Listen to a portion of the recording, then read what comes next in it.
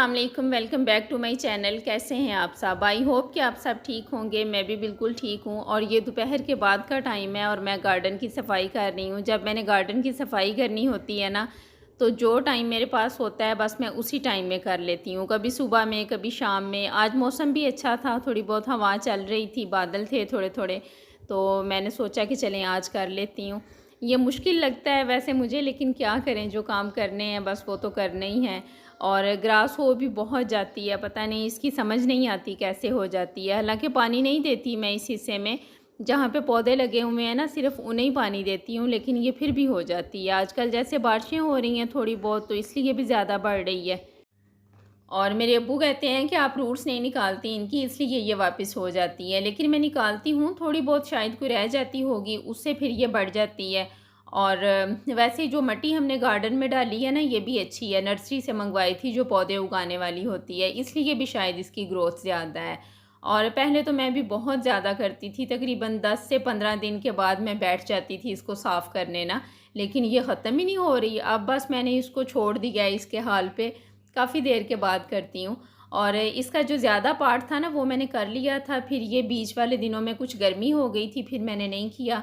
और जो रह गया था वो अब मैं कर रही हूँ, और जो पीछे मैंने साफ़ किया हुआ है ना, उसमें फिर से निकल रही है अब दोबारा से।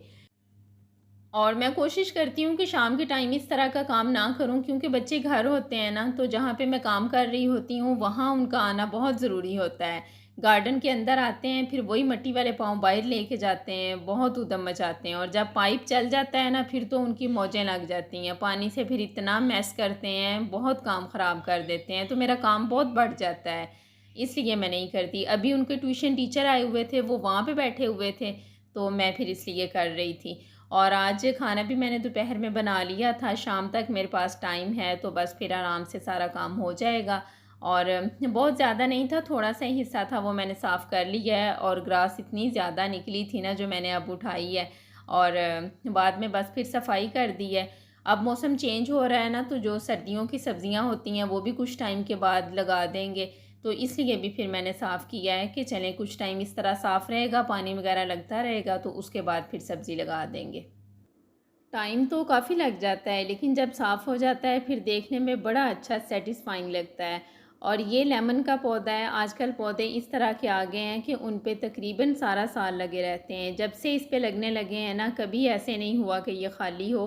ख़त्म होते हैं तो फिर साथ ही और फ्लावर लग जाते हैं। गर्मियों में काफ़ी ज़्यादा लगते हैं और सर्दियों में थोड़े कम होते हैं। ये उसके साथ ऑरेंज का पौधा है, इस पे भी थोड़े से लगे हुए हैं। और जो छोटा बेटा है ना, उसको बहुत इंतज़ार है इनके तोड़ने का। वो तकरीबन हर संडे देखता है ना, तो मुझे कहता है कि ये बहुत बड़े हो गए हैं, इन्हें काट लो अब। तोड़ लो नहीं बोलता ना, काट लो बोलता है। तो मैंने कहा नहीं, जब इनका कलर चेंज हो जाएगा, ऑरेंज कलर के हो जाएंगे, तो फिर तोड़ेंगे। और इलायचियों के पौधे पे भी थोड़ी बहुत लगती हैं, लेकिन वो हमने कभी उतारी नहीं है उनसे। और घर की जो सब्ज़ी और फ्रूट होता है ना, उसकी बात ही अलग है। भले ये बहुत कम होता है, हमारी ज़रूरत को पूरा नहीं करता, लेकिन जो इससे खुशी मिलती है ना, वो किसी और चीज़ से नहीं मिल सकती। बहुत अच्छा लगता है। और एक और चीज़ जो मैंने नोटिस की है कि अगर हमने घर में कुछ थोड़ा बहुत लगाया हुआ है ना, तो बच्चे बहुत सीखते हैं इससे। जिन बच्चों ने शुरू से ये चीज़ें देखी हुई हैं, उनके लिए तो कोई बड़ी बात नहीं है। जैसे हम जब छोटे थे, तो हमारी अम्मी को बहुत शौक़ था, तो हमारे घर में सीज़न की थोड़ी बहुत सब्ज़ी लगी होती थी। हम यूज़ टू थे इस चीज़ के, हमने देखा हुआ था कि ये घर में भी हो जाती हैं। और मुझे याद है कि जब हम पहली बार सब्ज़ी लगा रहे थे, तो हमारे बच्चे इतने हैरान हो रहे थे कि ये तो मार्केट से लेके आते हैं, तो ये घर में लग जाएगी। फिर जैसे-जैसे धनिया, लहसुन और पालक वगैरह निकलना शुरू हुआ है ना, तो वो हर दिन जाके देखते थे कि ये कैसे निकल रहा है। धनिया जब निकलता है पहली बार, तो वो उसका छिलका सा सूख के ऊपर आ जाता है ना, तो ये चीज़ बच्चों ने देखी है और वो इतने हैरान हो रहे थे ना।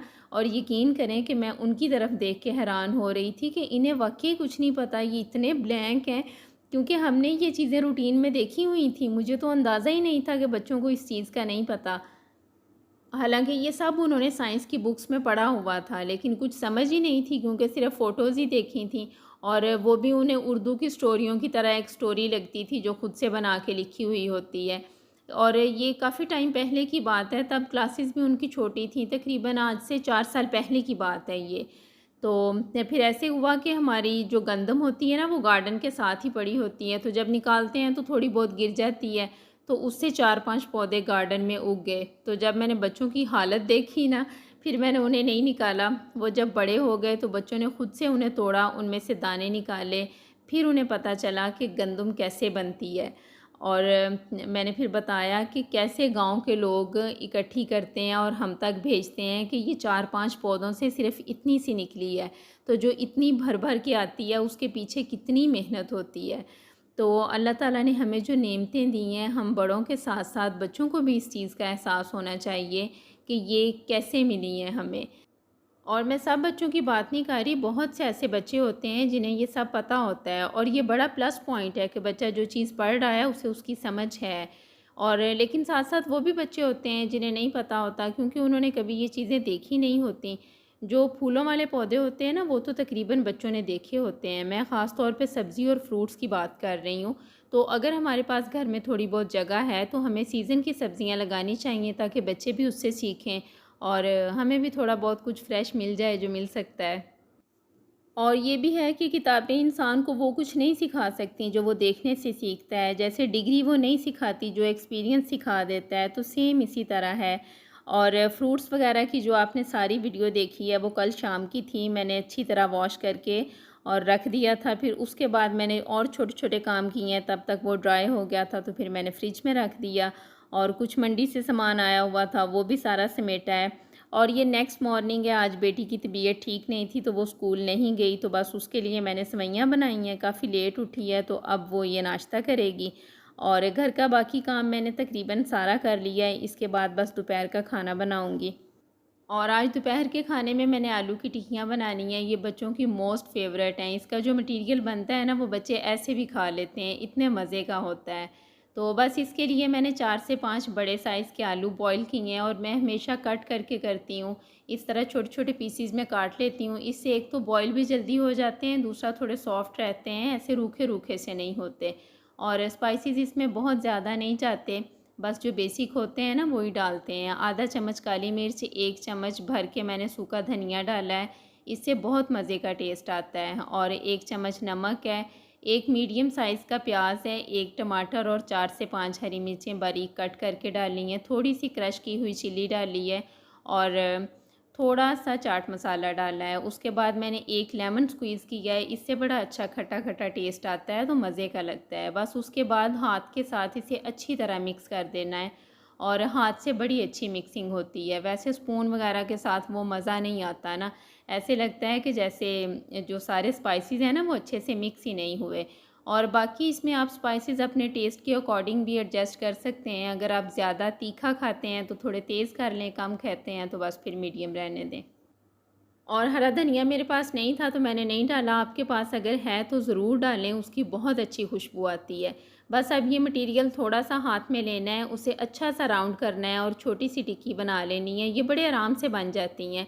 और मेरे पास वैसे कबाब बनाने की एक शेप भी है, उससे बड़े अच्छे बन जाते हैं, लेकिन मैंने अभी तक वो यूज़ नहीं की। दराज से मंगवाई थी मैंने, मुझे हर बार याद भूल जाता है। अब जब मैं वॉइस ओवर कर रही थी ना तो मुझे फिर याद आ रहा था कि मैंने इस बार फिर नहीं उसको यूज़ किया। मेरी हाथ से इतनी अच्छी प्रैक्टिस है ना कि मैं ऐसे ही बना लेती हूँ और ये बन भी जल्दी जाती हैं। दूसरे जो कबाब होते हैं ना वो बनाने थोड़े मुश्किल हैं, ये इजीली बन जाती हैं।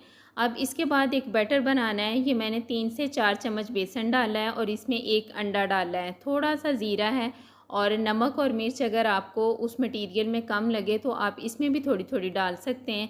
बस अब इसे अच्छा सा मिक्स कर लेना है और ये बैटर थोड़ा रनी सा होना चाहिए, बहुत थिक नहीं होना चाहिए, वरना ये फिर इसके टिक्की के ऊपर ना बहुत मोटी सी एक लेयर बन जाती है और वो खाने में इतना मज़ा नहीं आता। इस तरह बिल्कुल बारीक सी लेयर होनी चाहिए। और जब इस बैटर में अंडा डाल देते हैं ना, फिर टिक्कियाँ ऑयल में डालने से खुलती नहीं है। जो सिर्फ बेसन के साथ फ्राई करते हैं वो कभी कभार खुल भी जाती हैं। तो बस इस तरह डिप करके डालते जाना है। जब एक साइड अच्छे से ब्राउन हो जाएगी तो फिर दूसरी साइड कर देनी है और ये बहुत जल्दी फ्राई हो जाती हैं, ज़्यादा टाइम नहीं लगता। इस पर ब्रेड क्रम्स भी लगा सकते हैं, लेकिन मैं कम ही लगाती हूँ। जब बच्चों ने ऐसे ही खानी हो ना तो फिर मैं लगा देती हूँ, लेकिन जब उन्होंने रोटी के साथ खानी हो तो फिर मैं नहीं लगाती।